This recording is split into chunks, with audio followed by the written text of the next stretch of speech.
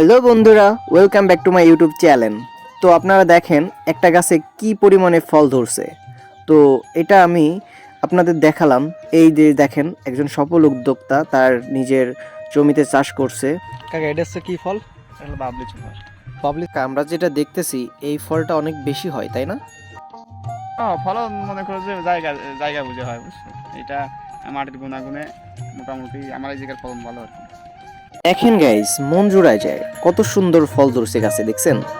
আর এই ফলের সবচেয়ে বড় ক্রেডিট হচ্ছে ওনার হচ্ছে সঠিক সময় ট্রিটমেন্ট। সে বলতেছে যে তার এখানে নাকি একটা গাছও মারা যায় নাই। তার পাশ দিয়ে অনেকে এই গাছ লাগাইছে কিন্তু তাদের গাছগুলো মারা গেছে। এবারের সিজনে অনেকের টমেটো গাছ কিন্তু মারা গেছে প্রচণ্ড পানি থাকার কারণে। তো এনার গাছগুলো টিকে থাকার কারণ হচ্ছে সঠিক পরামর্শের মাধ্যমে ইনি গাছগুলো সঠিকভাবে যত্ন নিছেন।